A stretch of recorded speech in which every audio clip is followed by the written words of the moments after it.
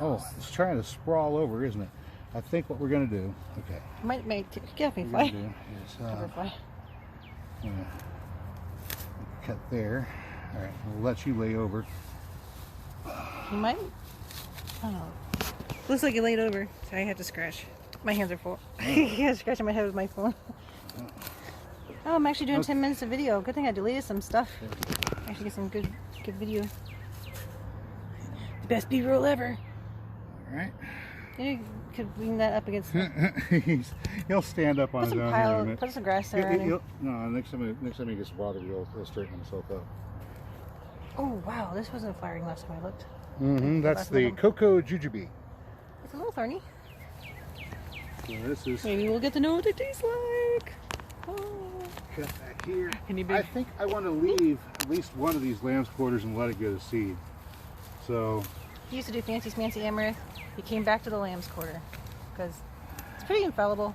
Idiot proof. It wants to grow here? Yes, very much. It wants to grow here. I mean, Out of really all what the... it comes down to is it wants to grow here. Yeah, out of all the amaranths that you've had, No reason to not try different things, mind you, but it wants to grow here. So it's from here. Wants to grow here. It is here. The grasshoppers don't eat it much. That's everything else though. That is a phosphorus mining plant that I'm putting around our summer squash as a mulch, and of course the soil amendment, because when it decomposes and releases that phosphorus into the soil, it'll be taken up by our squash, which will use it for blooming and making fruit. Squash. So squash is like a fancy zucchini. we want to have some of these around. We don't want to cut them all down. I'm going to leave this one. The greens are edible. Just the greens are edible. I'm going to take. What's up on your I'm going to take the one in the middle right here. Okay, so they're doing it and you kind of thinned out a little bit there. To give us a little space. Oh, there's a daylily in there, I think. There are daylilies in here, and I'm going to let this buckwheat grow long right there. I'm not going to cut it all back. These are grass. That's a daylily right there. But yeah. Daylily getting drowned out by everything else. There's another one in there too. Yeah, that's a daylily. Oh, I cut the top. I cut the top off. That's daylily. Yeah. That's daylily. Yeah. So we have some daylilies hidden down in here. I may just go ahead and let them grow and see if they'll outcompete the grass. Well, if they get planted together, they make that massive tuber where they just make a giant clump. It'll be nothing but daylilies. Yeah. Eventually, the tubers will crowd out even the if you don't have, even if they don't flower, they look like fancy grass. Yeah, but they don't grow. But they don't grow incredibly tall, so you don't have to mow them. The orange ones do. Huh? The orange ones do. The ditch lilies. Okay, their stalks get really tall. Yeah. If you want to replace grass, get like a Stella de Oro. It'll only get like 18 inches tall. Yeah. Or so. And you might have flowers half the time. You can eat them. Well, and whenever it does, you have a yard full of flowers. That's pretty freaking cool. All right, so I'll let that one grow. Do I want to take this one in the back? I think we're going to take this little one here. Tires catching. There we go. And that's going to open up around that daylily a little bit better. All right, and then I'll take out this little one back here. There we go. Something's biting me. Calling on my back. Put this over here. Oh, yeah, sometimes the radishes do have pinkish flowers. Yes. Some of them have pink flowers. Oh. Some of them have white flowers. And so the one that I saved seed from, I want it to be one with pink flowers.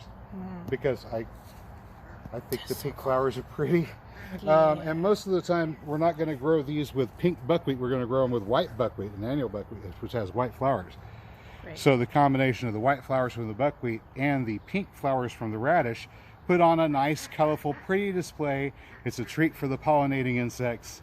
They do all the ground cover and soil restoration work that we want them to do. Because my yard sucks. Buckwheat seed is an edible pseudo cereal, which you can use to make noodles. I like noodles. Yeah. That's the ones you have to roll out. All right, so yeah, we have a pasta maker around here somewhere. Guys, daikon radish, which we can dehydrate and use for soup base, and of course buckwheat for soba noodle. I mean, we've got some good stuff growing here. Of course, this is a plum tree that we're trying to. We still do go to the grocery store sometime. Oh, yeah, them got broken. Oh, little one. What? Them got broken. Aww. Yeah, we still go to the grocery still attached. store. I mean, there's stuff that we like to eat and we don't grow here. The kids love their pizza rolls and their dumplings. Oh yeah. I like dumplings. Their pot stickers, pizza rolls. I don't like the pizza meat. rolls so much. they're cool as a concept, but disappointing in reality. Yeah, don't get the pepperoni or sausage. So I'm gonna go ahead and put this around the plum tree. But we still get meat from the store, because because it's meat. Yeah. And at the moment, if I were to go bust out and start trapping squirrels, I would probably have neighbors that don't eat the squirrels. No, I've actually done again. This neighborhood probably not. They were like, yeah, of course she's gonna eat the squirrel. Because they're nuts. Because they eat all your nuts. All right, so there we go. That's You're going crazy with the chop and dropping here. Alfalfa and grass right there. Lots of nitrogen, lots of carbon, lots of biomass. Well, the grass is providing us with our carboniferous biomass, and the alfalfa is providing us with our nitrogen boost to decompose it rapidly. Oh yeah, that would help, definitely.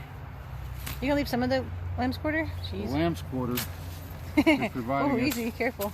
Providing us with phosphorus. Steel-toed boots are always nice to have. Yeah, the sickle can go through a small tree. And it can go through your leg too.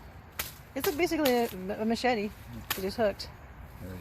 So that is all. That's like the best grass knife I ever bought. That is all food feeding this canna over here. And I've got a canna over here I need to start packing. Oh, this is a nightshade right here. Yeah, there he is. Follow you closer. And I think that yes, indeed, this one is the one that produces edible berries. But I'm not going to. I'm not going to entertain that. Okay. I'm getting there's bugs swarming me. All right, so like over here to this guy. Where'd he go? Oh, he's trying to eat my radish. He's trying to eat my radish. All right. So this little bites, buddy. Little bites. Oh, sorry. We may harvest this particular one for eating before too awful long. We got to use it. Get in here. Put a few greens out. Pickled radishes are good. I used to buy them in the packs, and then they make my kimchi go last longer. Wait, this one's already falling apart. Wait, what? Yeah, that one comes out. Try to get in through the walkway because the duck fence is here. Comes out.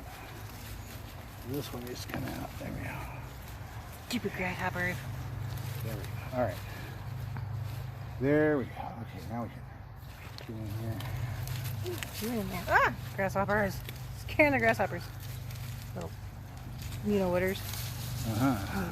Fluffernutters. Yeah, that's what you did earlier. Beer. It's my beer. It's my beer. Stay with my beer. Butterfly trying to go with my beer. There we go. Don't get me. I'm just trying to get closer. I can see what you're doing. I'm not going to get you. I had no idea. It pulls towards me, so it can't cut.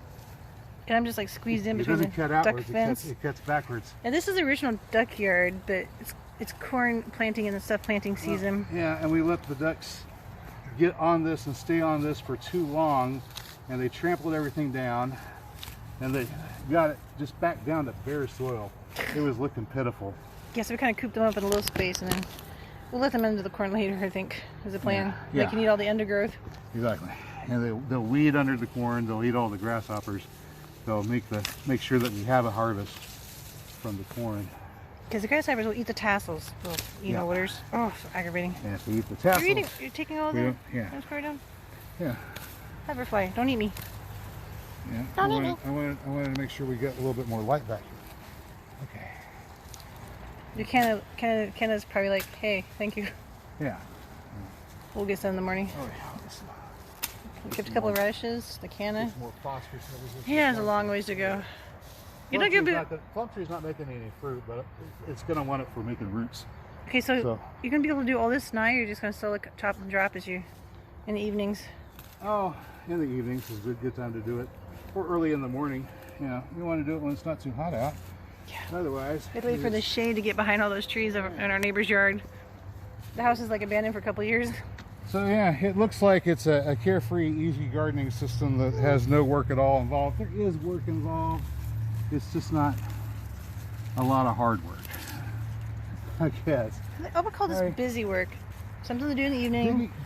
Besides watching YouTube all afternoon. Digging out the trenches initially, that was maybe some work. Still got some more to do. Okay, now I'm going to leave this for the moment and go over here because I need to get to our You're what?